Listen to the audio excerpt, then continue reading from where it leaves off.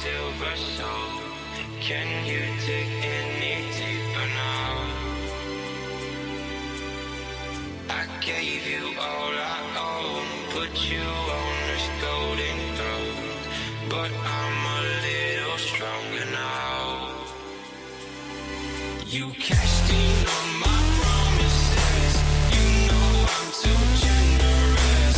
Now I've learned to never help you out, 'cause I'm done cleaning up your mess. Found myself in my regrets. I've become a little stronger now. A little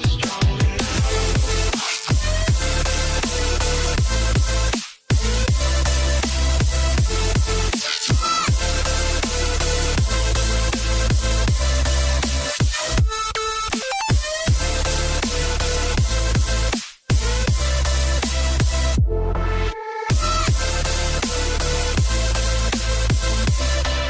You cashed in on my promises.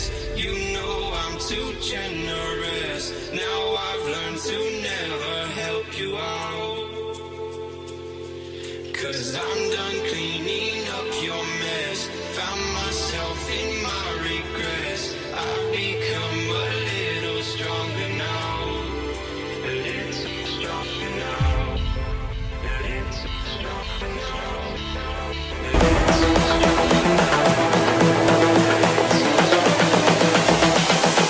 This is the future.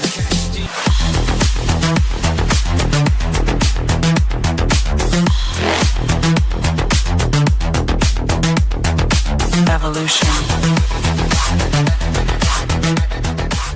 The Crossing Realms Conference launches September 19th and 20th and will dock in Richmond, Missouri.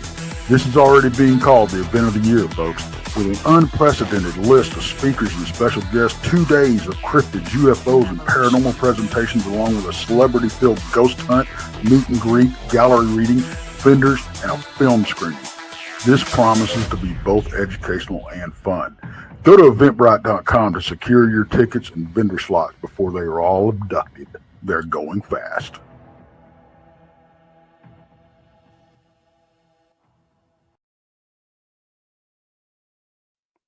Yes, tickets are going fast. We've even added yet another venue. Yes, we have. You might have all heard about it by now. Yeah. Pre-party. There's a pre-party that's going to take place. Excited about that.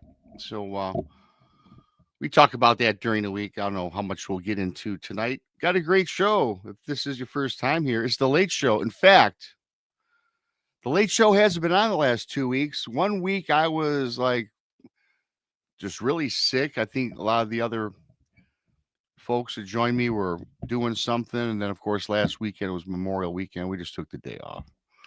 You know, you have to take a day off sometime, right? If this is your first time, please subscribe to Bigfoot Michigan Rob on YouTube. We've also I'm joined tonight by Brandi, Krista, and Monica. Krista and Brandi are with the Blondes and the Booze Paranormal Podcast. Please subscribe to them if not already. Of course, Monica is with her show, YouTube, Our Paranormal World. So go check her out. The Super Chat's open. A great way to help support what we all do around here. You can become BMR Pirates. Join today, mateys. Join the many, join the few, depending on your point of view. You know what you get? You get a picture of me, good old BMR, sporting a bandana next to your name in the chat room. That's what you get. I think it's worth $3 a month, don't you? With that being said, I'm going to get the show started. I'm going to bring up the gals. We got Brandi here. Hi, Brandi. Hi. It's good to be back. Good to be back. Back in the saddle again, as they say. Yes. So hopefully I'm excited about tonight. I'm looking forward to what we're going to talk about. Yeah, it's going to be an interesting show, to say the least. The other part of your fabulous duo is Krista. There she is. Hey. What's up, Krista? Good to see you. Good. I was answering a text actually when you brought me up. I saw that and I interrupted you. How about you that? Caught her. Yeah, I caught her. Oh, good. Hello, Selena and everybody. And of course, I think Monica's off her phone. I don't know if she's texting anybody. We'll find out. Oh no, I'm attentive. Hello. It never fails, man. Every time I go to do a show, like my phone goes off, and this happens to be our WhatsApp that Brandi and I are part of with our paranormal group, and it's going off. And so, yeah. So I was. Yeah, my phone just went off just now. I mean, literally on every show. I'm not kidding. What you say is truth. Yeah, that's because Jason just replied to all of us on our chat. Oh, he did. But they always reply when we're on shows. That's why, you know where my phone is? It's across the room. Because I have that propensity to grab it and look at it. I just don't want to do that, you know? Oh, yeah. So if you're not good, hey, you know what my show times are, guys. Don't be texting me. If you do, fine, I'll read it later. You know? I just look and see. Does that look urgent? No. Yeah. No. That's true. Is somebody on fire and I'm the only one with an extinguisher? No. No. Yeah, right. Yeah. So yeah, I think this is the first time we've all been together in quite some time at the same time. So I'm pretty excited about it. It is. Yeah, I'm glad to be back finally. Yeah. It seems like it's been weird the last month or two. You know, everybody's things going on, and you guys been doing your thing. But that's okay, you know. Well, you know, I was talking to Chris about that the other day. I said, this is prime time for us. You know, usually spring and fall, you know, we hibernate in the AC over the winter or the summertime. And, you know, but right now is when everything is going on for us. And even like next weekend, we're going to be at Missouri State Penitentiary, which is going to be cool because I've never been. So I'm super excited about that. And, you know, why we've never been. Because to get in there is so dang expensive. Like, oh my God. So our team is actually holding an event. That's the only reason why Brandi and I get in. We get in free. Yeah. Because I'm trying to tell these people, stop. You know, people can't even afford, like Monica was saying, to go on vacation because it's so expensive to go anywhere. Right. And they're jacking these prices up so high. Look, don't kill us. I think Missouri State Penitentiary is like $2,000 for one night. Yeah, I think it is. Like 10. Yeah. And that's a place you want to get out of. Right. Yeah. So we get in for free. So that's why we're going. Temporarily. Yeah. Yeah. We're leaving that night, I assure you. Yeah. You have a choice in the matter. Right. Yeah. Right. But I mean, we do have that coming up. But like, you know, our group is trying to keep our prices down and everything else. And it's like, but these other people are charging, like I saw some events for some of these people, $250. Isn't that crazy? I don't care if some of these people have been on TV. I don't care. I can't see it. It's nothing. Yep. They wipe their butts like we do. Who cares? And we're nicer. It's very just saying. Yeah. So it means nothing to me. Yeah. I do think like all this stuff is just like really, really overpriced. And I got to say, like our paranormal team, like I got to give a shout out because our prices, it doesn't matter. Like Missouri State Penitentiary, it's only costing people $75. You cannot go to Missouri State Penitentiary. Any other group that is putting an event on there, they're $150 and up. And all of our events are $75, which is, you know, it's pretty reasonable. That is reasonable. Oh, it's very reasonable. Yep. So yeah, we do good stuff. Plus, you have to put up with us. Yeah, check with us. And actually, Brandi and I are gonna we're even putting up our table and everything next week. There's so many people going to be there. It's such a big place. So here's a quick pertinent question from Keith. Are there going to be food vendors? Well, heck yeah, Keith. Yeah. And food vendors for your puppies. We got somebody that makes puppy snacks that's coming. That's a vendor. Nice. Ooh, very nice. That's what I mean. We got to eat too. Oh, and by the way, with the vendors, everybody, and with the vendors, if anybody in the chat or anybody that's not in chat, you're just listening to the show wherever you are in the world or the United States or anywhere, right? Japan, Mexico, whatever.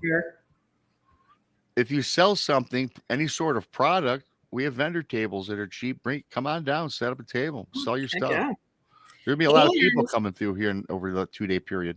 Yep. And if you like have something special going on too, we are also taking donations for the Ray County Museum. We can auction off or do something. I don't think we figured out exactly what we're doing, silent auction or something.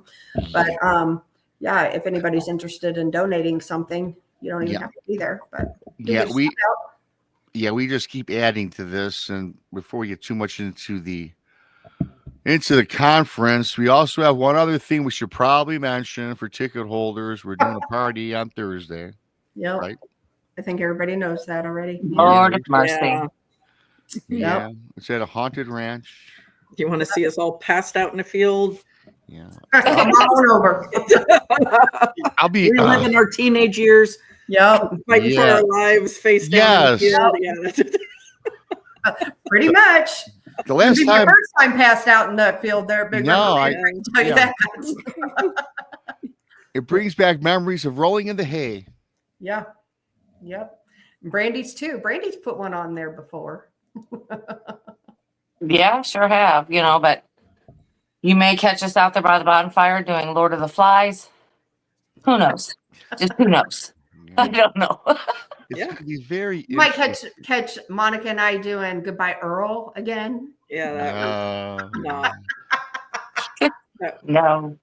I have to be drinking to do that. Really, I was. I know you were. That mic was weird. You had to sing directly because I'm used to mics that are omnidirectional, right? This one you had to sing like right into the center of the mic. Oh, gotcha. Yeah. Oh, see, I'm just the one that goes, oh, what time is it? Oh, who? Where? Yeah, Brandi disappears when that comes. I just slowly disappear. Yeah,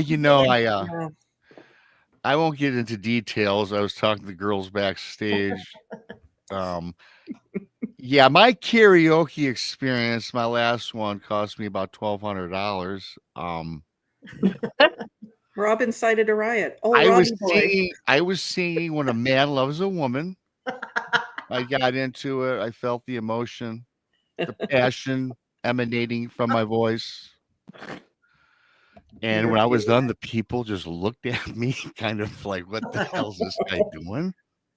So I said, give me a standing O. They start booing. So I flipped them all off. And a riot ensued in the bar, causing tons of damage. Yeah.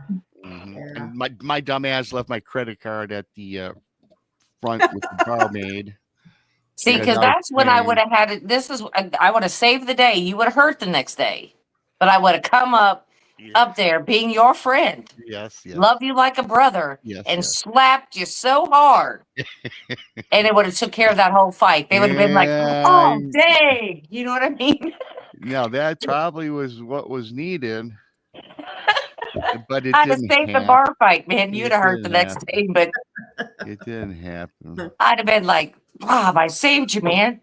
And you got a big old red mark on your face. One other quick note on this, which is very funny. My dad was also, and mother were both present. My dad ended up getting arrested, and we went to get him out of jail, and he was handcuffed to the inside the police station. He was handcuffed to the payphone when they had payphones, sleeping. Handcuffed to the payphone. Yeah, they had payphones back. This is how long ago this was. I remember payphones. Yeah. Wow. Yeah. You had to protect his minute then. Yeah. He had to protect his boy for inciting a riot. I never lived that one down for sure. I bet not. On a positive note, though, we all promote love and peace. Yes, we just like to have a good time, and that's it, basically, guys. Yeah. I will check phones though for photos and video evidence. Right. Right. All cell phones should be checked at the entrance, really. Well, and I'm pre-warning you all. I'm pre-warning you. So Kathy and Aaron from the museum, they are notorious for if they see a phone sitting there, they're going to start taking a bunch of weird ass selfies. Brandi can attest to this. They've done it to all of us. So when you go looking through your photos, they don't give two shits. Yeah, exactly. They don't care. They'll start taking their selfies, and you'll find all kinds of weird random pictures. Women, and so just hold on to your phones, people. And probably about 10 to 15 of them on there, as many as they can get before you're coming back to your phone. Yeah. Yep. Yeah, my phone will be in my pocket somewhere, I'm sure.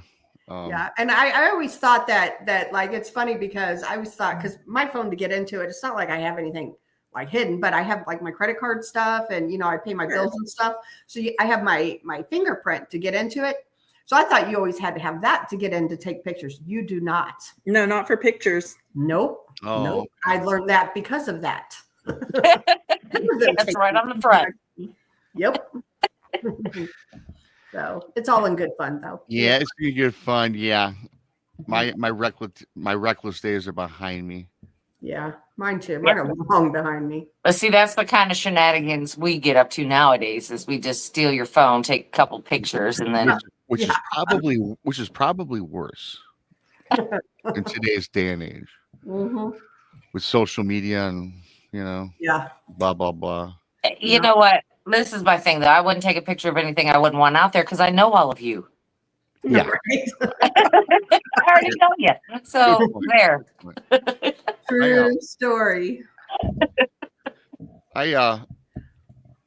So this is kind of pretty cool, you guys. We'll do some bizarre news. Thank you, Joe. Appreciate you, Joe. We'll do some bizarre news, but I wanted to tell you guys something and to start this show, which was so cool. And this happened yesterday of all days. So you guys all know me by now. I've picked up a lot of different weird experiences, told a couple stories from people that I've met, like at the mobile gas station or at a Kroger. Because I'm a little more kind of ask people weird things, especially if I'm standing in line, and I get some cool stuff, right? Outside the emails I get. And when you think you know somebody, this floored me. This really floored me. And honest to God, I got this story from my neighbor, Vince, and his girlfriend just yesterday. Now, Vince, I moved in here about 22 or 23 years ago. And there was 2 houses for sale. It was this one and the one, and there's one next door. I picked this one because bigger lot in back, and there's a empty vacant lot to my right, so it's kind of cool, nice and private. And the other guy he's there, but so that's why I took this house here. So about 2 or 3 weeks later, this guy Vince moves in. Now he's an older guy. Now Vince told me yesterday that he's going to celebrate his 92nd birthday this August. I bought this house and I was in like my mid 30s. So this guy already had like 35, 36, 37 years on me then, right? And Vince he patented the original. He was the engineer that designed the electronic starter ignition for the vehicles. Oh, cool. He has a patent on that and has been collecting. And back when business deals were great business deals, he signed this deal where he got paid royalties for 30 years. Wow. Every January 1st, he got a check, whether they used it or not. That's cool. He also has 2 houses in Michigan. Vince, is a United States citizen. He's a citizen of Canada. He's also a citizen of Mexico. Wow. He speaks Spanish. He speaks French. He speaks German. He speaks Japanese. I think he also worked for the government because this guy is like, he knows everything about everybody. I can ask him about anybody. He gives me the skinny people in the neighborhood, people in politics. He just knows everything. Also, the thing about Vince is, since I've known him over the last 23 years, he's gone through and had at least 6 or 7 girlfriends from Mexico that's lived with him throughout all these years, and they've always lived with him for 3 or 4 years. And this last one he got, I've known her, she's pretty cool, for about 7 years. And all the women that he's met, they're all my age or younger. And this guy's 92. His girlfriend I think she's 54. Yeah. So, but anyway, good for him. But she's nice. She's the only one I really liked of all of his girlfriends. And so every year he goes to Mexico. He gets home in the middle of May, and then he stays here until Christmas time. Then he lives in Mexico, and he lives with his girlfriend here. And she has a farm in Mexico. So yesterday, I'm sitting in his backyard, catching up on old times. Asked him how his trip was, how things were in Mexico, this, that, and the other. I was giving him the skinny on the neighborhood, gossip, right? And again, this guy, I've known this guy for 23 years. Now, I've only had this podcast for 3-4 years now, things like that. I've never told Vince anything about me with the paranormal or anything like that. So we're sitting in the backyard with his girlfriend. He goes, "Hey, Robert." He calls me Robert. He says, "Man, I didn't know you had a YouTube channel." I go, "Yeah, I do." He goes, "Me and Christine," her name's Christine. I guess that's what he calls her. I don't know if that's her given name. I don't know. Yeah, we found you, and we're into the Bigfoot and dog, especially Dogman. He goes, "I saw you, just on YouTube, and then I found you on Facebook." And he goes, "We've been fans ever since." I go, "Isn't this a small world?" I said, "Yeah, well, thanks for finding me." He goes, "Yeah, but I must tell you something."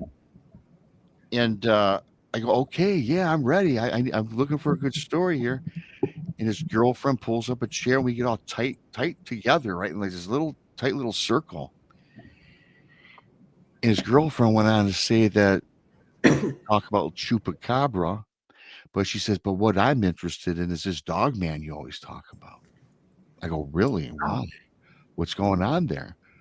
And Vince is all, old guy. He's kind of cool. He's like 90 and stuff. He's all, and dead seriously says, "Yeah, I've had this farm for about 10 years, but the last 3 years, in the distance, she would see something running through her field of crops or whatever she had growing, right? And thought it was odd, knew it was some animal, but didn't really know what it was. But she said she thought it was odd because it was something that was upright and running about." And so one day she pulls out some binoculars and she's honing in on this creature. She goes, "Rob, just like you talk about on your show, this it had a male body covered in hair, but much bigger, and it was walking and running." But he says, "Rob, it had a head of a wolf running through, destroying my crops every year," which kind of terrified her. Now, I asked Vince about this. He goes, "No, he didn't see it, but she's been seeing this thing for the last couple years. Never came up on her property, but always thought it was the strangest thing." Then, of course, they happened across the YouTube channel who we all got, right? Mine, and I don't know if he watches you guys. I didn't ask.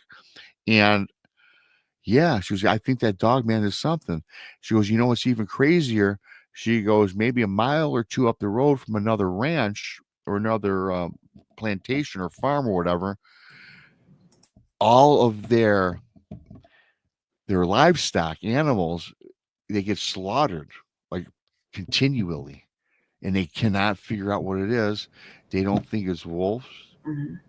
I don't know." And I didn't ask what predators are in this part of town. I forgot. I got to ask him. He's my neighbor, so I'm just going to find out because I was just so enthralled by this. I didn't ask. And so, but here's the thing. And so, and they were so serious. They weren't pulling my leg. This guy, Vince, straight as an arrow. Great guy. This lady I've known for 7 years. She's very cool. And then I said, "You got any pictures?" They both look at each other. Yeah. She goes, "I got some pictures on my phone." She had like 10 of them. Wow. Now, the first 4, I can't make out what this is. 2 of them look kind of like in something you could tell is upright.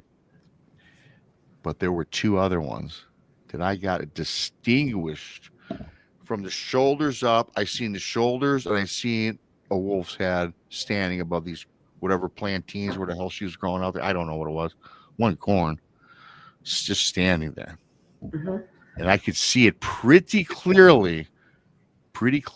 And I saw another one which is similar but a little blurry.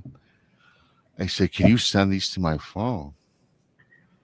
I want to use them." Well, Vince, now, here's the thing. Vince, very secretive guy. That's why I think he's got something to do with the government. He says, "Rob, I don't think that's a good idea with what I'm involved with myself." And I always thought this guy's a man of mystery, speaks all these languages. He's a citizen of all these different countries and countries, and I always thought there was something about him. I thought he was like a CIA with the CIA at one point in my life. He goes, "Rob, I love you, man. I trust you, but no, not right now. Not right now." I said, Sounds like there's more to this guy than meets the eye, for sure.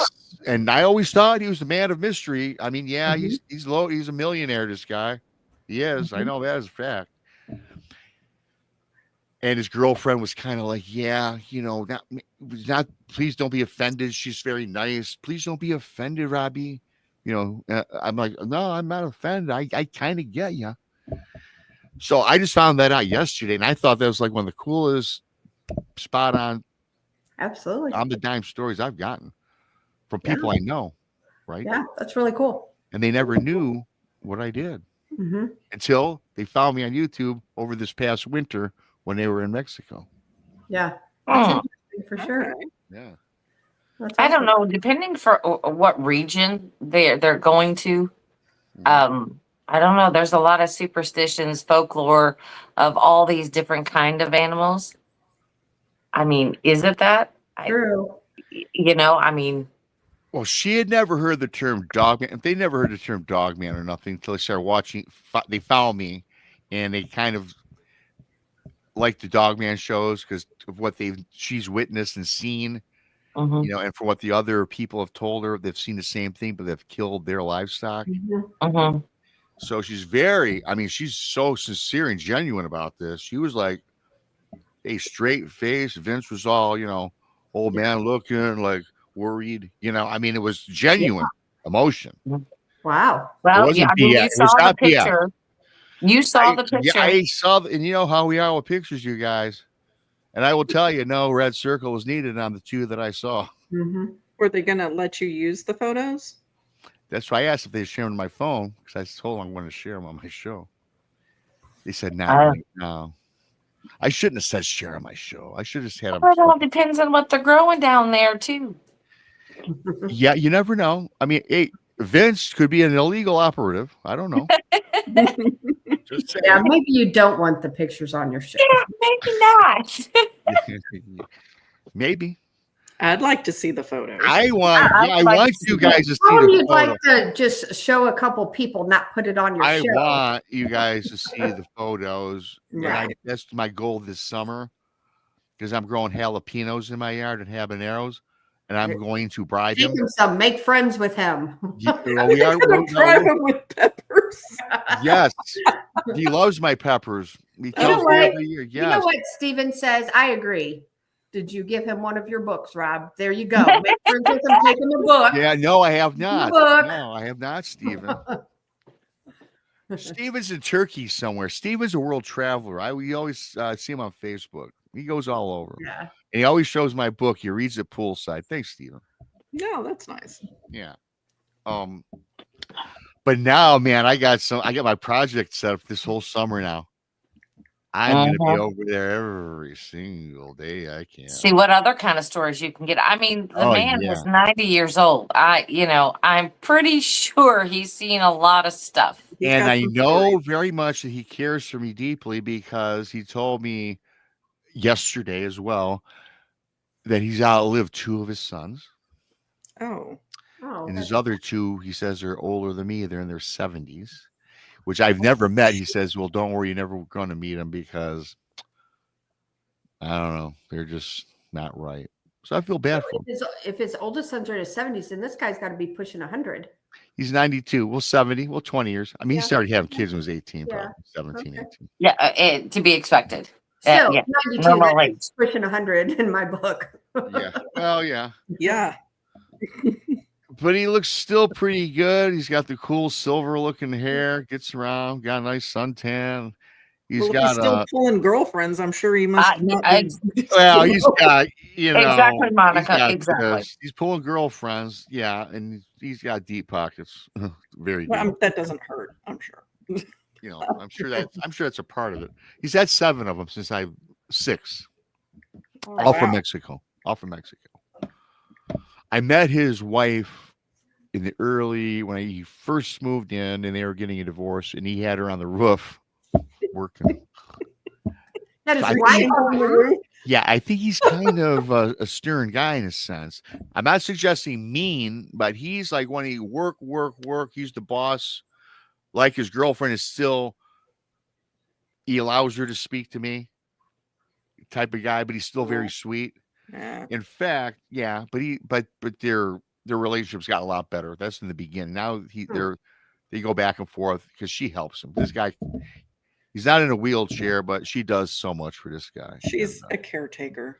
Yeah, well, it doesn't sound like he has enough in him for one more girlfriend, so he better hang on to this one. No, yeah, and I think Monica, it makes me cringe to call her his girlfriend, even though I like the guy because she's just. I think she takes care of him more than anything. He just says girlfriend to sound cool, you know. Yeah, whatever. Yeah. Yeah. So, whatever the arrangement is. Whatever it is, none of my business. I like them both. Even in their house, do they have separate bedrooms? I never asked. I'll have I to wouldn't ask. I'd just be nosy and look. I'm gonna ask her one day. Where's the restroom? Mhm. Well, she kind of likes me. I'll probably ask her one day. I'm gonna get a drink of water. No, I can get it myself. It's okay. I got it. Yeah. I know he's nicer now because she gave me a big old hug when she saw me, and we sat down. Yeah. But he's a very nice man. I know he loves like a me. good neighbor. Listen, I know he loves me because 3 years ago, when his first son passed, he was crying, and I seen him in his yard, and I consoled him, asked him what was going on. A week later, he comes over my house, and he says, "Rob, I want you to have this," and he hands me a Rolex watch, and it was a nice one. It was gold with diamonds. And I'm like, "Oh man, what did I do to deserve this?" You know, well, I was going to give this to my son. Now I want you to have it.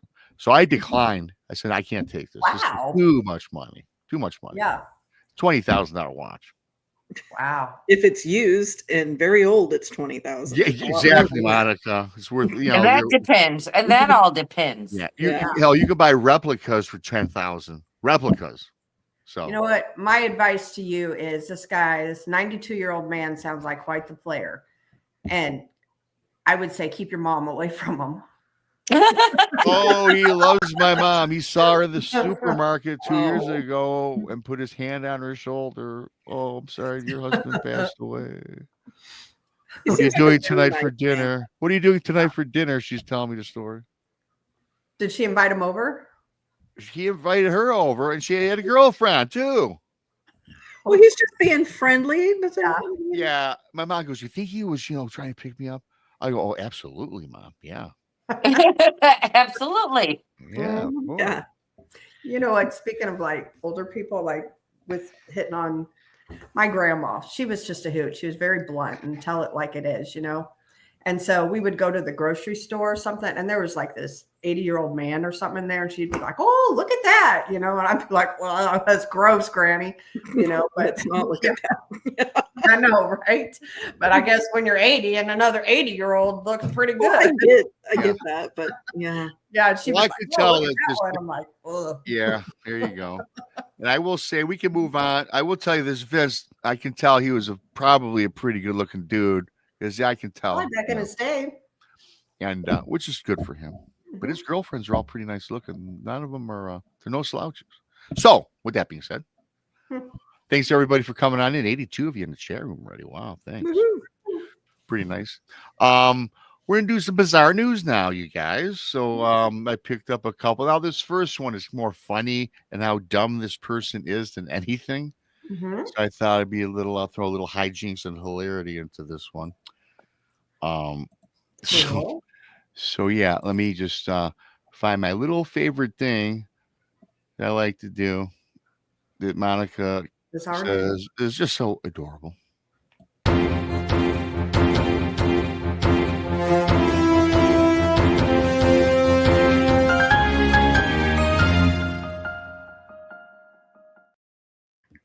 Very good, very good, very good. News item number 1 of the night.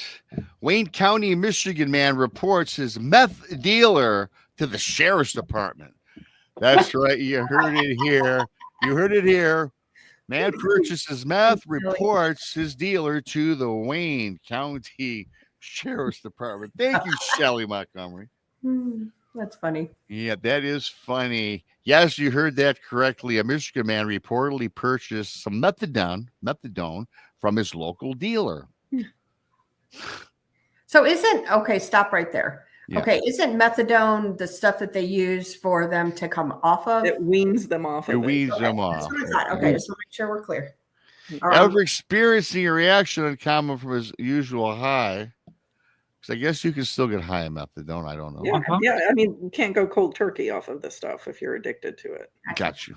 After experiencing a reaction uncommon from his usual high, the Michigan resident took the alleged drugs to the local Wayne County sheriff.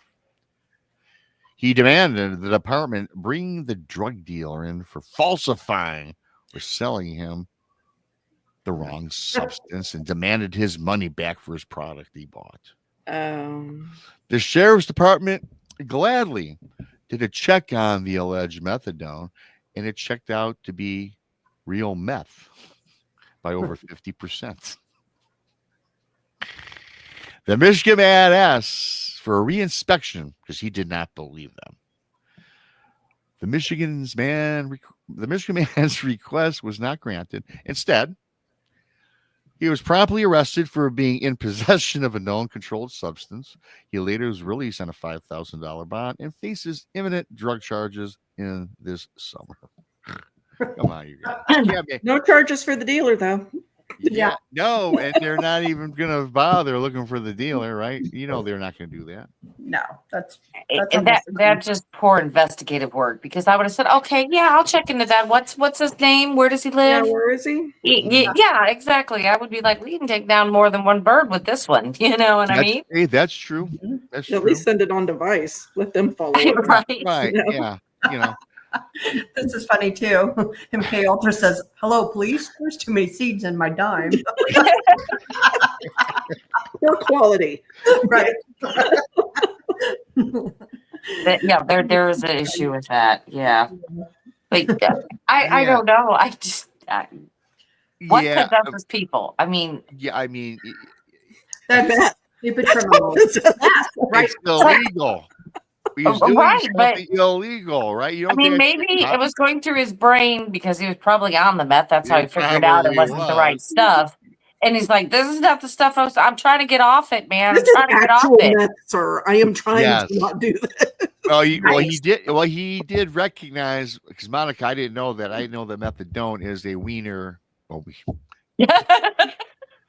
It isn't something that suppresses your meth habit, right?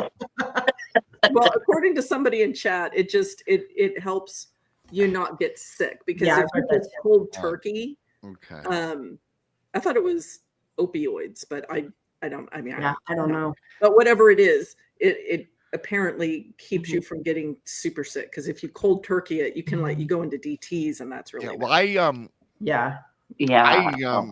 Not speaking from firsthand experience, one of my cousins died of heroin overdose, and he was taking Suboxone to help. I guess that's the same thing as methadone, I guess, to help wean you off. I don't know. But there are things out there, and if you have a problem, please check into it, right? My drug usage never got past pot. Oh yeah. Can you imagine that though? You're trying to get off of this stuff, and your dealer gives you the meth. Yeah. So you're thinking, why can't I get this dude in trouble? I'm trying to do a good deed and trying to come off of this stuff. Yeah. And here he is selling me a real drug. Well, here's the thing. It's not hard if you are a legit, there are clinics for methadone. Absolutely. If you were legitimately trying to get yourself off of it, there's resources for you. You don't have to go to the local freaking drug dealer. Well, we have been talking about prices. Yeah. Oh, I'm sure the price has got to be outrageous. Street Well, I'm drugs sure are they wild, charge you the know. state because not too many heroin and crack addicts have got a lot of. You know, even the health department can send you to somewhere that will help you. I mean, it's not going to cost you pretty much Health and anything. Human So, Services. Yeah, we'll help you figure it out.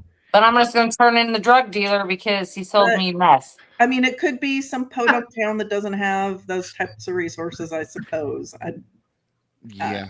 I don't know. Yeah. I don't know. I seriously think he went because he was on meth. Probably. Yeah. But Not thinking straight. We'll chalk What he that was up. thinking at the time was right. Yes, we'll just chalk that one up to one of the world's dumbest criminals, like that video show it used to be. Oh, I used to love that show. Did you guys watch that? Yeah, I used to, of course. Yeah, I love that show. Yeah, this guy needs to be on that one. You would be right on it. Yeah. Well, here's another interesting one. I find it interesting for just one reason, and we'll get into that in a minute. I did take a couple pictures. This is a mountain range in Alaska. Just to give you an idea of what we talk about a little bit. Pretty. Yeah, very nice. Alaska. Looks very cold. Yes. Yeah, extremely cold. Extreme. Site of alleged alien base in Alaska has become a UFO hotspot. May 29th. And I've heard some of this story before. Mount Hayes, so that was called Mount Hayes, has become synonymous with reports of UFOs, alien visitors, and mysterious disappearances. Situated within a notorious region of unexplained phenomena known as the Alaskan Triangle, the 8,000-foot peak has long been rumored to be a home to a secretive extraterrestrial facility. Ever since declassified CIA files claimed that remote viewing experiments had uncovered a base there. Whether or not you believe this to be true, there's no denying that Mount Hayes has become something of a UFO hotspot in recent years, with enthusiasts traveling to the region and locals reporting all manner of strange sights in the sky over the mountain. One witness, former security officer Jared Augustin, reported being left shaking in awe after seeing a glowing orb that split into 3 separate objects. Another witness, a local named Wilbur, reportedly captured footage of a glowing green light over the mountain. Perhaps most chilling of all, I like this one, however, are the 2,000 or so people who have vanished without a trace in the region surrounding Mount Hayes over the last 50 years. In 1972, for example, U.S. House Majority Leader Hale Boggs was flying from Anchorage to Juneau when his plane disappeared somewhere in the mountain. I remember reading this. I remember that. Despite an extensive 39-day search, the plane was never found. Today, the region remains a popular attraction, with witnesses still reporting strange lights in the sky and other phenomena they cannot explain. Whether or not an alien base is responsible, however, remains a matter of debate. Now, I will say before I read that to you guys, I looked a couple things up, and there's definitely, between that time period, there's well over 2,000 Alaskans that came up missing. Oh, yeah. And whether or not it's UFO abduction, again, I don't know. Is this part located in like the Alaskan Triangle, or what they would consider the Alaskan Triangle? I think I just read that. I think that was in the story, wasn't it? I think I mentioned it. Is it okay? Because I kind of missed that part. I'm blinking and out. I'm sorry, guys. Sorry. I mean, would that basically tell you everything you needed to know about all these things happening in that area? I mean, if they're finding alien activity, I mean, that would make sense about all of these, of course, you know, when you're talking about the planes disappearing and things like that. I mean, that could explain a lot. Mm-hmm. That they're not actually even hitting the ground. They're just going, Right. you know, they're just disappearing. So that's why they can't locate them or locate what the black box or anything that, you know, or their beacon or anything that these planes give off nowadays. That's why they're not finding any of it. Right. That makes sense That to would me. make sense for the beacons. The bogs thing happened before I think they were putting black boxes in the planes. Okay. But there are ice fields that they fly over. There's crevasses and places that easily could conceal. They would just swallow it whole. Yeah, absolutely. And there's no telling, some of these are probably so far down that you wouldn't be able to detect that anyway. Right. But I mean, on the other side of that, there are a lot of reports of alien activity up in Alaska. There's that base that's hidden underground in Alaska. There's some black pyramid thing that goes on there, and I don't know where that is in relation to this mountain that Rob's talking about. Right, because now that you mentioned that face, I remember that. And there's just, you know, consider Alaska. It's a lot of real estate that not a lot of people inhabit. There could be a lot of weird things out there that, you know, people are just scratching the surface of because hardly anybody is out there to come into contact with it. Right. Well, I would consider a lot of it inhabitable. I mean, honestly, you can't get goods there. Goods there, you can't get anything. So, I mean, unless you're totally off grid. Well, and sure. And a those are the people who survivalist. are, like, they're not going to be telling people, I saw lights in the sky. I mean, they're out there isolating themselves from the rest of the world for a reason. They're not going to be telling you when they do Absolutely. Absolutely. In some of the shows I've seen or watched or even read online, when it comes to Alaska, it always seems like there's always some sort of weird lights in the skies. Always. Now, what is it? I don't know. Right. The thing about Alaska is, I'll be honest with you guys, as much as I'd love to visit Alaska and I would like to, I'd be kind of scared to go there. I'd have to be like with a tracker or a man of the wilderness, right? I mean, well, even with that, grizzly bears, bears scare me more than, like, I have a very irrational fear of bears, and it's like big cats. Like cougars, I shouldn't like tigers. Yeah, tigers terrify me. Lions terrify me, but like big cats, not as much as bears. I am less afraid of a cougar than I am of a bear, just because bears can't retract their claws. Cats can choose whether or not they're using their claws to attack you. Bears are just brute strength and permanently extended talons. And a polar bear is very aggressive. Yeah. And they're all over. Brown bears, they're huge. Yeah. Like, I don't want to go anywhere. Like, when I was planning like trips and expeditions for the group I was in, I would always try to get remote places. I would never go into territory that I knew it had brown bear and habitation, because I don't even want a chance coming across them. Right. I made the mistake of watching on YouTube, of course, some grizzly bear attacks, and some of them got kind of graphic. Yeah, have you ever seen a photo of it? And it was well, when I Mm-hmm. seen it, I watched it through, most of it, not the entire video. I couldn't really. It just made me like dreadfully scared of grizzly bears, or even bears in general.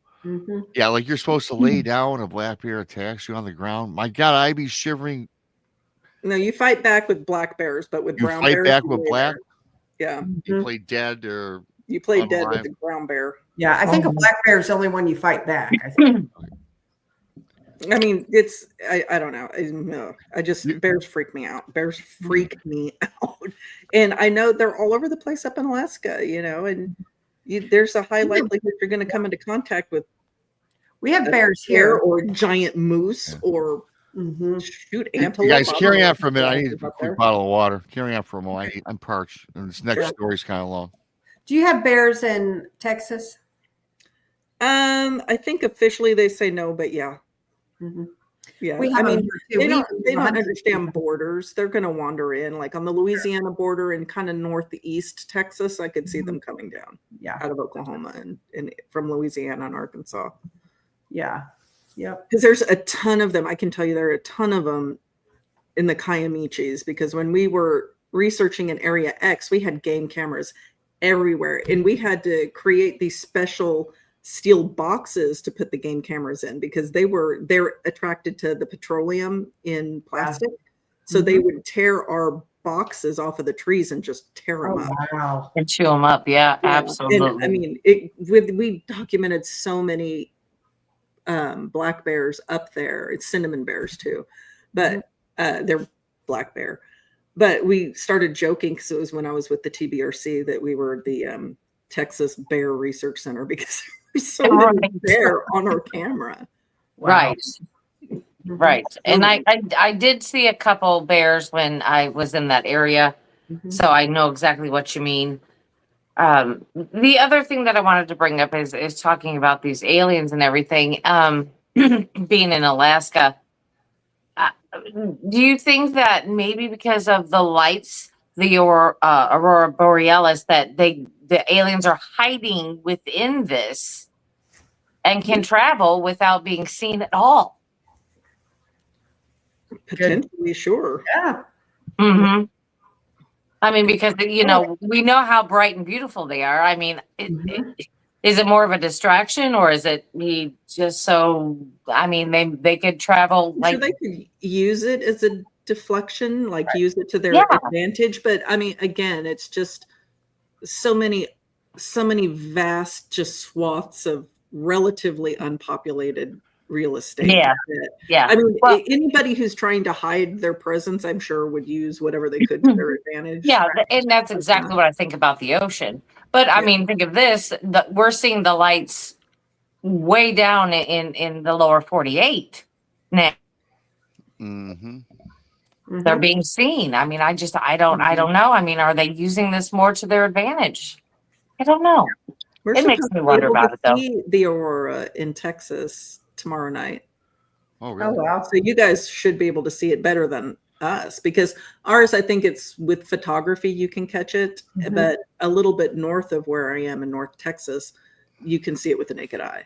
Yeah, I'll probably be able to see it better than Krista, because Krista has, of course, the lights of St. Louis and all that illuminating. So that kind of makes everything kind of fade in the sky, but I should see it great.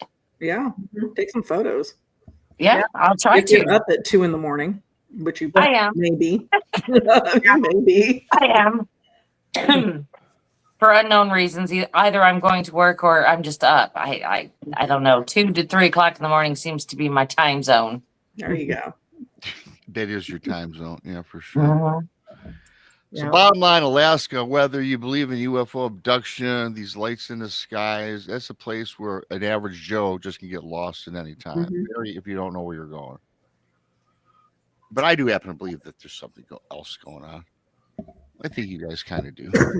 Yeah. No, there's other stuff going on. I mean, I don't think every disappearance is out of 2,000. No, not every single one. No. But I guarantee you there's quite a few. There's more than a couple, I'm sure. Yes. Yeah. There's more than we can count on our hands. Sure. Yep. This next one, oh, you guys, I can't believe I'm doing this one. No, it's not dolls. That's scary. It's creeped me out, and Is it doll related? It's not doll or clown related. Thank you. That creepy doll I found on Marketplace. I almost bought it just for you. Yeah, I know. I even seen you mention that somewhere. Should have sent it to him. So here, Rob. She even said she said she was going to send it to me for Christmas. I would have flown up there especially to personally place it on your doorstep. Oh boy. And you probably would have camped out across the street with the camera rolling. I would have dressed up like Michael Myers instead of all creepy. That's the creepiest story. Isn't that creepy, you guys? That was the creepiest thing, man. That was And then, hey, have the kiddo dress up as a mini Michael Myers and stand next to you. Chucky. Yeah, Chucky. Oh, Chucky, yeah. Or Annabelle. Mm. The Annabelle turned up missing, I heard. Did it? Well, she was on her tour of America. Yeah. That's what I heard. I didn't research it. I just happened to see it If on some she's newsfeed. lost in a sea of Raggedy Ann dolls in America, then nobody can trust a Raggedy Ann doll Ever. Yeah, for the rest of forever. I was never a fan of that doll either. If that story came out, I bet you it's a hoax. They're trying to blame so much thing on that doll. Yeah, I mean, I came across it. I didn't give it 2 cents. I read it and I just moved on to something else. I don't want to do this. I was thinking about doing it, but no, we're gonna pass. No. So yeah, here's this one. But I think everybody's kind of leery about this, and I know people in chat don't like this either. A lot of the people. Oh. Yeah. Well, yeah, no. Yeah, no. Well, we're doing it, and I regretfully am going to do it. Yeah, of course, everybody knows my opinion on it. It don't bother me, but yeah. Well, it is it's a hot topic. It is a hot topic. It comes up and it's popular, and I typically would not dive into this, but I started reading this and I couldn't stop reading it. So I'm going to present it to everybody. Electrician discovers Ouija board stuffed inside wall of a client's house. And of course, they give you their little narrative, a staple of horror movies, paranormal investigations, and mediumship sessions. The Ouija board is typically operated by having participants place a finger on a planchette, which then moves between the printed letters and words to spell out a message from beyond the grave. While many dismiss them as supernatural claptrap, others remain convinced that they are the real deal, even warning people against their use in fear of summoning something unnatural. For some, such fears are so genuine that they dare not touch or even set eyes upon one. Isn't that the same thing as that Robert the doll too? You're not supposed to look at that, but anyway. You're not supposed to talk shit about Robert the doll. Yeah. I digress. I think the blonde was that the other night. This was the concern of an apprentice electrician recently, when he discovered a thin piece of wood stuffed between two walls while doing work in a client's house. His understandable reaction was to immediately return it to where he found it and not bother to inform the homeowner of his finding. Nope, back in the wall, he says. Never to be seen. The young apprentice thought again and decided it'd be best to notify the homeowner. I'm thinking that's probably smart. I'd like to know. I would, So anyway, the homeowner, not wanting her name made public, dropped to her knees in sheer horror when this young electrician presented his findings. The young woman went on to state that ever since she bought the home, her life had been turned upside down. The first month of living at the residence, she lost her job. Then a week later, her best friend was hit by a car, dying at the scene. Making matters worse, not even a day later, her home's garage burnt to the ground. Oddly, the fire department and numerous inspectors could not determine the source that started the fire. The department was perplexed. As they had stated, you could always find a source in most any home fire and otherwise. Forensics and all that, I suppose, right? The case was left open as unexplained with further investigation. Perhaps the most chilling of all was soon after the garage incident. The young woman was paid a visit during the night while asleep. She said, sitting at the end of her bed was a dark presence of which she could not discern. It had a human-shaped head, and what she determined was that of it had a human shape, it had a human shape, and what she determined was that of a head, which was emanating cold, chilling breath that she could see visibly. The bedroom grew very cold. Then, audibly, little ghoulish or laughing whispers dispersed about her bedroom. The laughter was intolerable, she says, and as she mentions, she thought she heard the words, "It has been opened." So, the young electrician, now horrified as this woman is going on with this story, what's happened to her, right? She was very glad that he brought this up. So the electrician says, "Ma'am, this Ouija board is the source." So the young woman left her house and found a paranormal expert and told the investigator of her experiences. The investigator assured her that the board was the source and that it had to be closed. A week or so later, the woman and investigator went back to her home to close the board. Immediately, the investigator and woman felt the intense cold in the house, specifically coming from the bedroom. He tries to close the board. He could not, for whatever the reason. He couldn't figure this out, I guess. I don't know how you close them out, you guys. I don't know. He got scared and he fled the house, terrified. The woman left the woman there. The woman has since left her property and it is now in foreclosure. That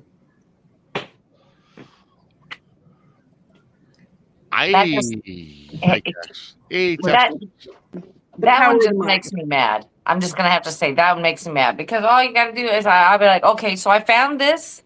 Hey, do you want it? If she says no, okay, I need a shovel and some salt. We'll take care of this right now. Yeah, but he probably didn't know that, did he? The electrician. The investigator would. Yeah, the investigator. Oh, okay. Yeah. The investigator. Now maybe he was an expert. Maybe the expert was found in a Cracker Jack box then, right? It had to have been. All you got to go out there is like dig a hole, throw it in, pour the salt on it, bury it. See you later. Bye. I mean. So it sounds like this guy then maybe was just trying to make a fast dollar and got the hell scared out of him. Probably. I wonder if the expert charged the people. Probably. I'm sure the expert did.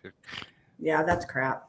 That is. Now that is crap with this expert. However, though, what do you think about the tale she told this electrician about all these bad things that happened to her?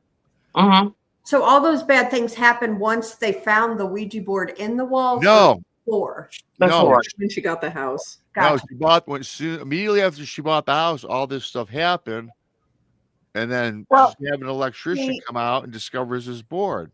So I don't really agree with that myself. I mean, it could be coincidence, but a board is just it's use of a like any other piece of equipment, a REM pod or anything else, So I think if they're done properly, they're okay. I personally don't use them, but if somebody else does, that's on them.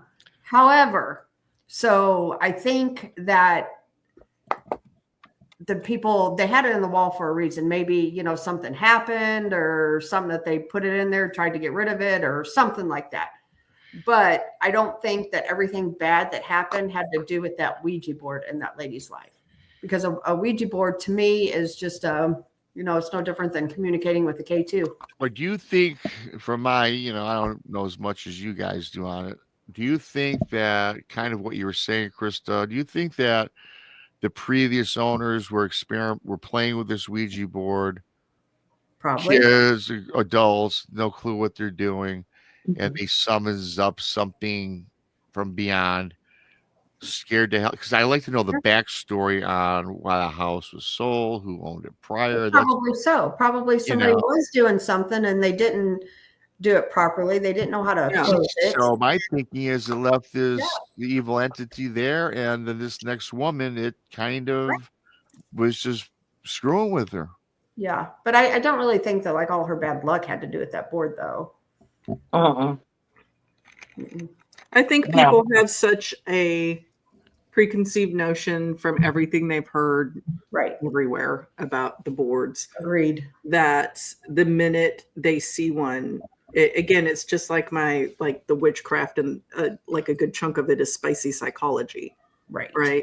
You have that preconceived notion of something, and all this bad luck happens to you, and maybe it was because of that, maybe it wasn't, it's just coincidence, but because now she has something to focus that bad luck on, because she associates that with negativity anyway, she's able to say, aha, that was it. Now, if she's experiencing a haunting and it's not a typical spirit, it's some weird thing that's got extra cold breath breathing on her, then you have to consider, was that a nightmare, like a vivid dream, or was it something that really happened? Like, was it repeatedly happening? Was it only a one-time happen thing? I mean, if I'm thinking about a haunting in a house, it's going to be something that happens repeatedly, maybe not the exact same scenario, but she's going to see something similar over time throughout the house. If she just had this one, effed up experience with this thing, I would be more apt to chalk it up to a vivid nightmare. Well, do you think that possibly with the first bad thing happening to her, that she manifested everything else that came along with it? Yeah, I mean, absolutely. Yeah, I mean, the power of the mind. I'm not kidding. Like, you box yourself into situations if you start just thinking a certain way. And she absolutely could have manifested. Or just perpetuated, not even manifested. She just perpetuated it all. And now she's got this scapegoat in a Ouija board. That was it. Because I've used Ouija she boards. Thought she may have been cursed or whatever. And then when she got the board, she had something to throw it into. Yeah. She has all these preconceived notions of him. And now she's like, aha, that was it. It's all this. That's the catalyst. And, that's what caused everything. Yeah. And that investigator didn't help a thing. Well, the investigator sure did not help. Right. And I've used the boards in the past, and I agree with Brandi and Krista that, you get what you put into those things. I feel like, if you really go into it haphazardly, you're not going to get anything good out of it necessarily, but they aren't inherently bad either. Like, I used to do them quite a bit when I was a teenager. I made my own when I was a teenager. But, bad crap happens to everybody. You just you have to put things into perspective. Like, did the bad things in my life happen because of that? No, I don't think so. It's just everybody gets adult crappy cards, occasionally. But I know a lot of people that, like, and it's typically a certain kind of person I've found that is just adamant that these boards are evil. They're just evil. They're made by freaking Parker Brothers. Come on.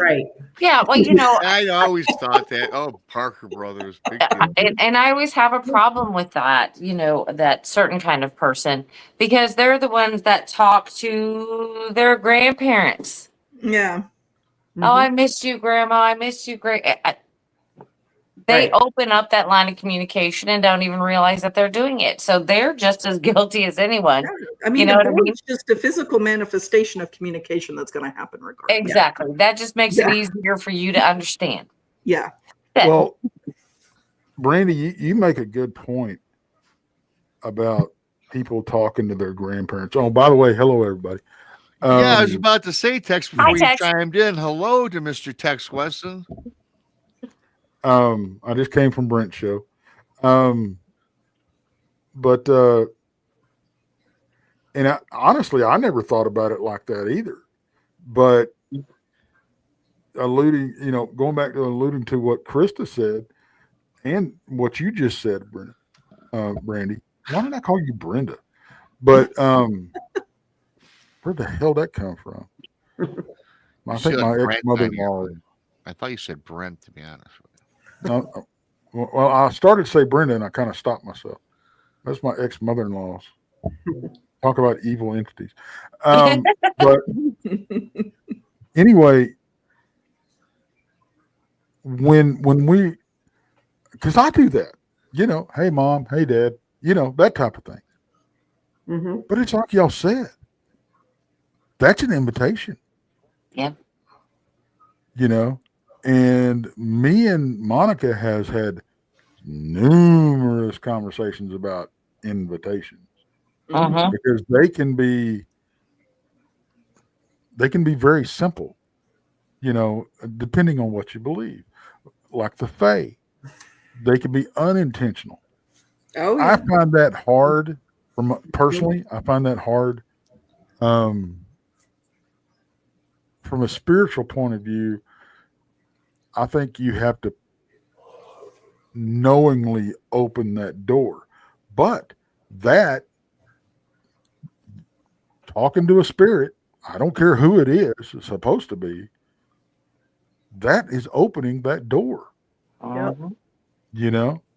So yeah, I mean, I'm still on. Y'all know me. I'm on the fence with the whole Ouija board thing, and they for some reason Ouija boards kind of creep me out because I used one time, scared the hell out of me, and I never touched them again. But when we go up and we use like a spirit box or even a K2, like Krista said, anything like that, it is a cat balls. I mean, anything that is a avenue of communication that you're opening up. So hell, I'll go up and talk to stuff purposely, poking the bear, supposedly, So why am I so freaked out about a Ouija board? That's the good question. I mean, because Tex, we've done it. We've investigated the paranormal. We've done it. We've tried to open lines of communication. So why would you be afraid of it? I'm not afraid of them. I'm not either. My only thing is, and I guess the stereotype goes with the Ouija is what surrounds the Ouija board. And not being able to close it, because we talk about that a lot, closing off communication, closing off the boards and everything. And it's like in, the story that Rob was reading, right? The guy said he didn't know how to close it. Was this the expert that didn't know how to close it? Yeah, that was the alleged expert, which you've all said was just a scam artist. Well, I'm kind of thinking, one, there's no experts. We know that. Well, we all we don't. And if somebody says they're an expert, that's the ones you need to shy away from. But what I would think that would be Ouija board 101. Open, close. I'm just saying. Well, it's the same thing as investigating. You go in, you investigate, and then before you leave, you're like, hey, you ain't coming home with me. You show your intent. Hey, we're done. You got to stay here. I mean, I just learned my lesson yet again, about not doing that. Well, now, Krista mentioned that the other day. Maybe Krista had a point, because Krista is not as nice as you when you go about telling people or things to leave you alone. Maybe you need to get a little more assertive. I'll say that. Aggressive. That too. You hear that, Brandi? You need to tell it to stay the F out of your freaking car. Oh, yeah. Here. Yeah. Well, the thing was I didn't say anything when I was there. I just left. I forgot all about it. I was tired. I just got in my car and left. Well, surprise. Well, here, let me pose this too, and back to us saying that the Ouija board is no different than a K2 meter or, millimeter or whatever it is, like a old school Frank's box, you know what I mean? Right. Right. You're that's opening a channel of communication. I don't know a lot of investigators that formally close that out other than hitting the off button. Correct. Yeah. So why do you have to do something special with the Ouija board to close it out that you wouldn't have to do with any of that other equipment? Yeah. It's a good point. Good point. Well, do Yeah, they inherently have more power? I mean, but that's the stereotype. I don't Yeah. know. Whenever I I'm using like the spirit box or anything, I'll ask, hey, is there anything else you want to say? And da da da. But I always say goodbye. I always say goodbye before I turn it off. But you're right, though. A lot of investigators do not do that. They just shut it off. Mm-hmm. Yeah. True. Very true. You know, I know a guy who collects Ouija boards, especially old ones, and he keeps them in totes under his bed, and his bed has levitated. I was going to say, yeah. You know who I'm talking about, Brandi. Yeah, I do. I do. Well, Bob Van Buren tells one of the most horrific freaking Ouija board stories I've ever heard. You know, he talks about, you know, these people left this Ouija board, or he borrowed a Ouija board. I can't remember which way it goes. And he used it alone, which we all agree that's a no-no. Mm-hmm. But he put it in the kitchen cabinet, in the box, in the kitchen cabinet, went to bed, and his fan made this horrendous squealing noise, woke him up, and somehow he went. I think he went in. The cabinet doors were open or something like that. He went anyway. For some reason, he was looking for this Ouija board, and it ended up under his bed, out of the box, out of the kitchen. You know, so anything can have an attachment. Yeah, right. The board didn't get itself there. Right. Yeah. Right. Well, I've done this, and I'm going to tell this little story about a Christmas party that I went to this last Christmas with some friends, and we always do a gift exchange, and it's a funny little thing: pass to the left, pass to the right, and you do all these different kind of things. Well, somebody had put an Ouija board into the mix of this whole Christmas thing, so there was this Ouija board moving around. Well, the girl next to me got it, and I said, "Hey," I said, "I'll take that from you, no problem." You know, so we switched gifts and I took it. Well, the game continued. Well, it went to the left, it went to the right, and then it went back to her. And I said, now it's yours. I'm not taking it now. It's yours. I just said, well, that's yours. I mean, that is a weird thing to get for a Christmas party. I'm just saying. I do it just to wreak havoc. Yeah. It was the dirty Santa, the double dirty. It was the double dirty. You know. Was it a brand new one or was it a used one? It was a brand new one. It was a brand new one. No one would have put a used one in that. But I mean, of course, my friends over here is kind of dark anyway. You know, they have a dark sense of humor. But after it went around and it passed between me and her and went around and come back to her, I said, "That's it. It's yours. I'm not taking that. Sorry." So I went home. I went home with a nice little mug they got off of TikTok, that really cool mug, and it had a little holder and a strap, and I'm like, I made out like a bandit. Yeah, that's cool. So yeah, okay. So she ended up taking it. She ended up taking it without, but you know, she's what I would call a kitchen witch. You know, who dabbles in mind that. She didn't mind it. No. Yeah. No. And she's just like, I'll take it. She says, I have one, but I'll just take it. I said, well, I was going to take it from you. And she's, nah, it'd be all right.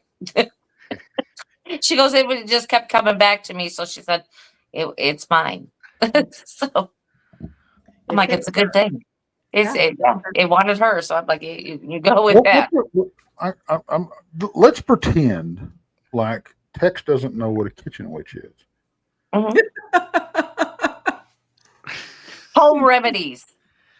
Gotcha. Like a hedge witch, kind of. Yeah. Like they practice their magic in the kitchen. Yes. Yes. Herbs, spices, that sort of you can thing. use anything around your home actually to cast a spell. Because I was thinking, well, hell, I wouldn't mind being known as a warlock of the kitchen if that's considered a good cook. I mean, you know. You could do that and name yourself that, Warlock of the Kitchen. I mean, it'd be a good brand name. There you go. You know what's funny, you guys? I just got sent a book from somebody that's I got it over here. I can't reach it. It's too far. It's a book of spells using household herbs. Yeah. Yeah. Mhm. Yeah. That's like a kitchen witch. Yeah. It's like a hedge witch, right? Yeah. It's all natural. It's like herbs and like things you can grow. Yep. Thank you, Eric. Now, see, that I understand. Eric Frey says, like Granny from the Beverly Hillbillies. Thank you. There you go. Perfect. There's another on the Ouija board kick. There's a friend that had reached out to me one time, and Brandi, I think I told you about this. He's a police officer, and other police officer was doing the Ouija board. She was young. Her and a couple of them were doing the Ouija board. Didn't think anything about it. She went home, and she had this black shadow looking over her, and she thought it was an actual living person. Mm-hmm. And she pulled her gun and everything. Well, it wasn't. So this cop friend, he called me. He's like, what does she do? I was like, well, she needs to get rid of the board. Well, and I told him what to do. Just take it out and bury it, throw some salt, and it'd be good. Just put it where no one, is around. So he calls a week or so later. Well, guess what? She didn't do that. And it continued to harass her. She threw the board in the back of the police car.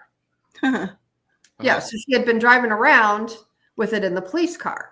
So I was like, number one, she's got to get that out of the police car. I said, take that board out there and bury it. Do what I told you to do. And then go back and do a cleansing on the damn police car.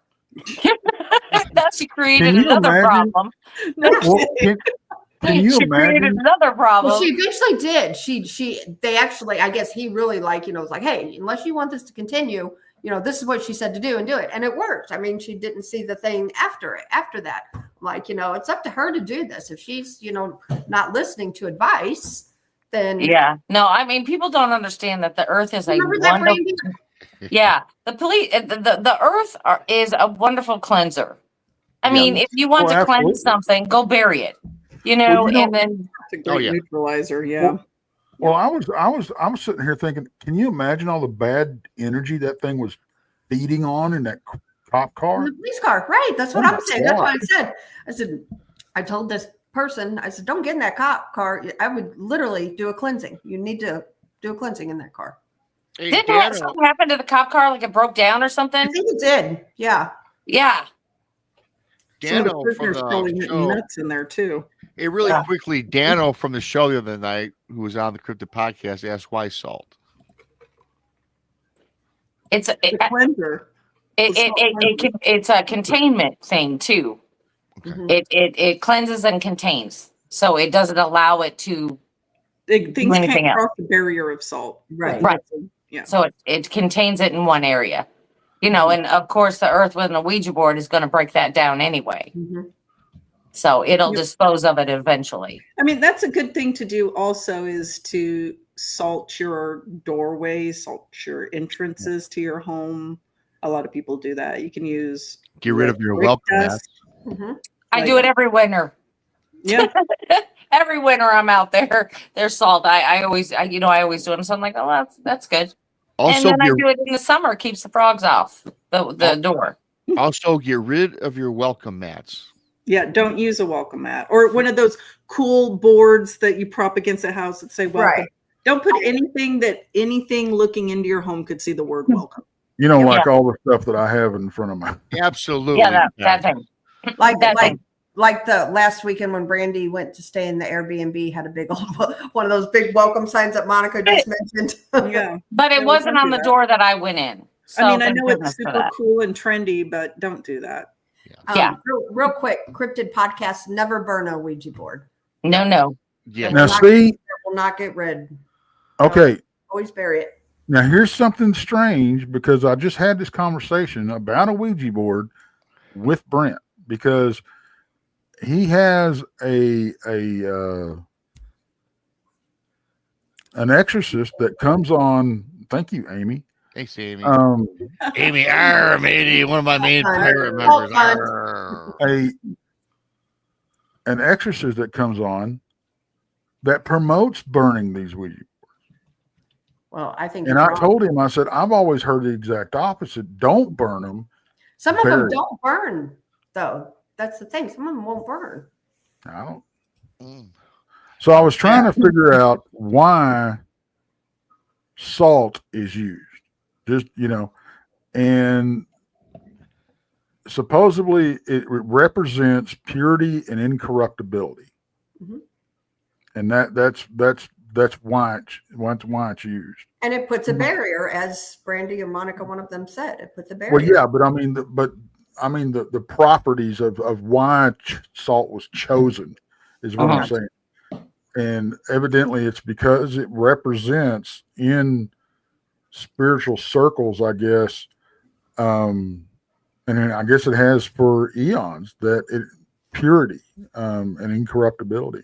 J.D. Smith said salt was used throughout the Bible to cleanse evil. Yeah, absolutely. Yeah, absolutely. Right and wrong with blood. Very good. On it. Season the crap out of your house.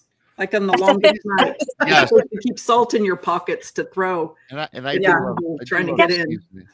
As much as I love this topic, I got one more I want to squeeze in as a Bigfoot one really quick, because I like this picture that I'm going to show. Okay. And so on. But before we move on to do that really quickly, thanks to Joe Two Pops for his awesome super chat. Shelly Montgomery super sticker. Larry Sharp, 5 new BMR Pirates. Arr, mateys. And of course, the lovely Amy R. Creel. Arr, matey. For an awesome super chat. So thank you guys. You guys rock. You all rock. Thank you so much. Mm-hmm. I did want to move on with this last piece to get it in, because I don't want to save it for next week, because I move on. I delete, alt delete. I'm done. I move on. So I want to get this one out really quick. But here's a picture of this. Cool. Yeah, so it's kind of interesting. It kind of reminds me of actually where text yep. looks around. And here is the article I found on this. The Bigfoot had little bitty toes. Yeah, Bigfoot enthusiast. Yes, Bigfoot enthusiast photographs. Who shows 5 Bigfoot enthusiast photographs. Huge 5-toed prints in West Virginia. I should probably say shows. So I probably should have edited. The footprint, which measured around 9 inches in width, was found in a patch of mud in Ritchie County. Which I believe is West Virginia. Yes, West Virginia. Okay. There are a few cryptozoological creatures that have generated as much debate and intrigue over the years as Bigfoot. A large, hairy hominid, blah, blah, blah, said to roam North America. For many, Bigfoot is little more than a myth, while others believe his existence is undisputed, often due to a personal experience that has left little doubt that in the person's mind that the creature is the real deal. One individual who would seem to fall firmly into the latter category is Chuck Headley from West Virginia, who recently took to the Bigfoot Believers Facebook group to post up a couple of snaps of something that he believed to be evidence of the creature's existence. What he had found was a large 5-toed footprint measuring approximately 9 inches in width. Sure enough, the images he posted do show it appears to be a large footprint. But other users were quick to point out that the absence of any other footprints in the vicinity was a bit suspect. Why only one print? Many people on Facebook had commented. Why is there only one footprint again, and again? How come? What does Bigfoot do? Hop on 1 foot and then land a mile away? Ultimately, there are only so much that can be determined from one single footprint or photograph. Could it have been left by some other type of animal, or could it even be a hoax? And right quickly, I'm going to show this again. I guess you can find that on Bigfoot Believers Facebook group. I didn't know that. I found this on some other internet channel. But yeah, thumbprint on the left there. Huh? Looks like a thumbprint on the left. On the far right. There's an indentation on the left of the foot track. Looks like a thumbprint. Does. Okay. I am unimpressed with this. Mm-hmm. Well, Monica, that's why I'm a member of Late Night. Hey, I thought it was interesting to share to close out the show. It's definitely. Before you close out the show, though. Yeah, no, I'm just So a lot of us know this person. Did you guys hear about Mike Gagliano? Mike. No. I'm going to read this to you. So Mary Lynn just shared this on Facebook. It says, Paranormal family and friends, I wanted to let everyone know that Mike Gagliano is not ignoring calls, texts, or messages. With his wife's approval to post, Mike has been in a severe accident and is currently in the hospital.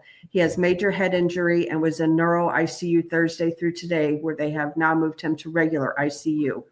Mike is getting the best care possible. His wife is by his side and could use prayers and positive energy for Mike's speedy recovery. So keep him in your prayers, man. I mean, oh my gosh. Yeah, it's terrible. Yeah, he was down at the Texas conference we were all just at, and he was just in Townsend that Brandi and I was at. So he's a good guy. Just seriously, keep him in your prayers. Oh, yeah, for sure. And I'm sorry to hear that about Mike. Yeah, it's horrible. Oh my God. Okay. Well, yeah. Sorry, I didn't mean to put a downer on the show, but well, chat that made that was, those kind of prayers, I'm glad I did. Well, I'm certainly not glad, but yeah, that's a listen to getting the news out so we can all send positive prayers and vibes that way. I believe in the power of that. Yeah, if you're not familiar with Mike, his name, it's Pair with the Norm. They're actually sponsoring our conference. Yeah. Yes. He's the one that when I show y'all the pictures of me with the goat man from the different conferences, that's Mike. He's very funny. Yes, and he was just with me when we posted that infamous elephant pic. Yeah. Yeah, that's him. Yeah. He's been a great friend of the channel, great supporter. Really good guy. Oh, absolutely. Hard to go. Yeah. I didn't mean to bring it down on everybody. No, we all need to know, and prayers work, man. I believe that. And if there's, the 80, 90 people in chat and everybody prays for him, that helps. No, I think you did the right thing. I'm glad that you just said that because we all know the man, I personally. And yeah, we do. And the people there in the chat room can send positive vibes or prayers or whatever their belief is, because I believe that all works. And it's sad news. It is sad news. I do too. Yeah, it's really sad because we just had seen him. We just saw him a month ago. We just saw him. Yeah. And again, one of the sponsors for our event, which is September 19th and 20th, everybody. Right. So well, let's get back to this footprint. Monica, why are you not impressed with that? Well, if there's a single track, let's pull that thing back up, if you don't mind, Rob. No, I do not, Monica. Oh, no. Oh, no. Run for your lives. So it's just not very defined toes, right? Those are some stubby toes. I would expect longer digits. The track itself, I don't know. It's just very unimpressive to me. Is it lacking something? It looks like kind of like more of a slide mark. Detail. It does look like a slide mark. That weird, and the photo on the right, you look off to that indentation to the left of the track. Looks like somebody's hand was they were sliding in the mud and they slapped their hand down and then made that track over it. I've seen so many over 20 plus years doing this. Well, this doesn't look like the same picture. No, it looks like the same one to me. No. One's a lot up towards the top. Match the other one. The one is the bigger image. You can't see that thumbprint at the bottom. That's what. You just can't see. But that's the same track for sure. It's just at a different angle and a lot closer. But it's lacking some detail that I would expect to see. If they're saying that there was just one track, there wasn't any other ones, and this is what looks to be a substantial mud hole. If you can't follow the track line anywhere. And I'm curious who found the track, who found it. They just say a Bigfoot researcher. It's on Facebook Believers group, so I don't know. I didn't find it there though. I found. Yeah, I mean, if nobody's making a claim that is theirs, and they're coming out all over the place. Look what I got! Look what I got! It's kind of reaching for. I mean, they're trying to make you believe it is something. Just somebody looking for attention. Yeah, I mean, that's what I think. Again, when you got evidence, when you're in doubt, throw it out. Yep. So if I would have looked at this, I would have been definitely in doubt. Could it be? Could it not be? Then it's not worth sharing at that point. With as soft as that mud is, I would expect to see more pronounced digits for the toes, not just these little tiny stubby marks. Right. Looks like water drip. Like I'd look around. Is there a branch above it? Is there something that could have dripped water and it's just a weird wash? Right. Or something was there that made the imprint and they picked it up, or could it be a hoax of some sort? Because we know they're out there. There's a lot of those out there, and it's so saddening when you think about it, because we don't know what to look for anymore. It's like you have to sift to find that one gem in all of this mess that's out there right now. Yep. Yeah, I kind of agree with the stubby toe concept with the sand, because it's not uncommon to see single prints of Bigfoot. That's common actually. Well, we don't see like rows and rows and tracks. Well, no, but I would expect to see another one either in the soft earth. If there's not mud, then at least the vegetation. I would at least be able to follow it. Because if these things are as big and heavy as everybody says, it's not leaving one perfectly pristine track, and there is no track in it after that. Got you there. I follow you. I feel you, Monica. You should be able to track it. Tex, final thoughts on that? Very good. Okay, so I love messing with Tex. What do you think about that, buddy? You're on mute. Could it be a deformed one? Sure. But do we find single tracks? Yeah, I don't. I'm with Monica, though.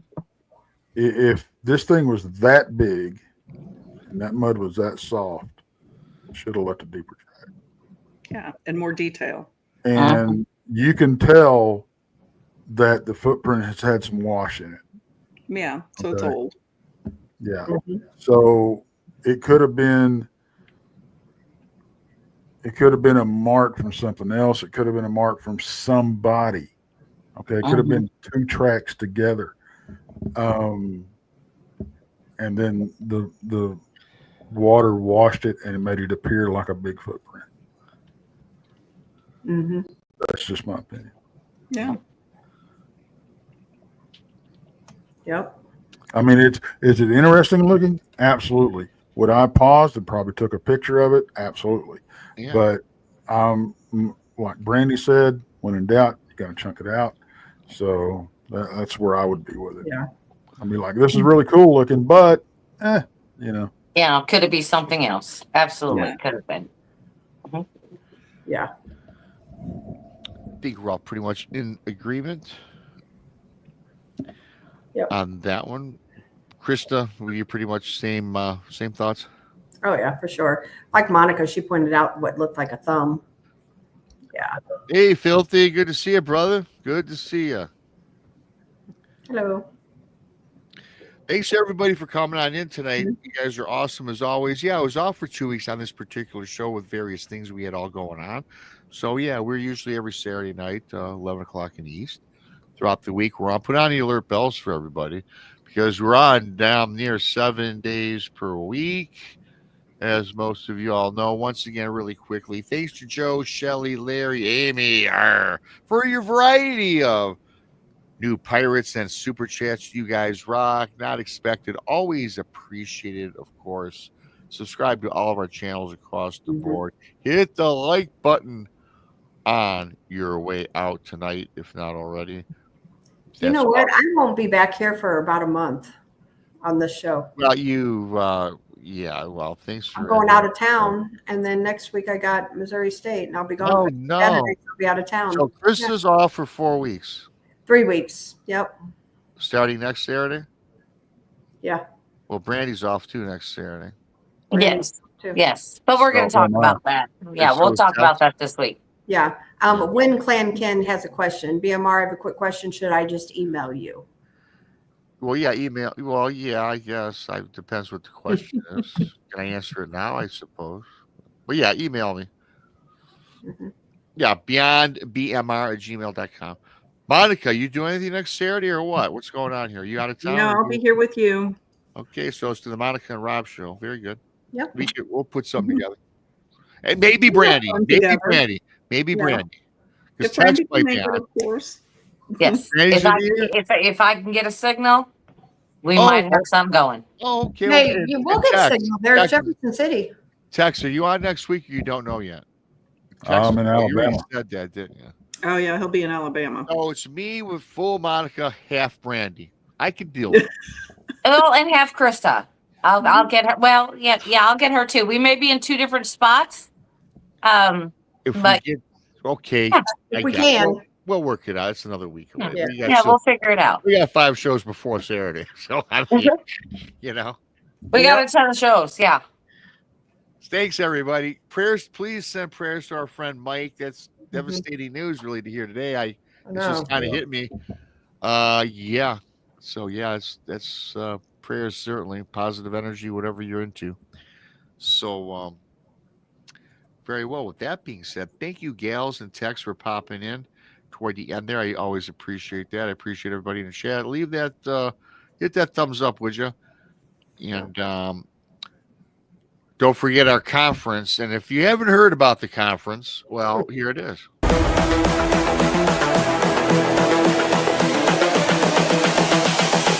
This is the future.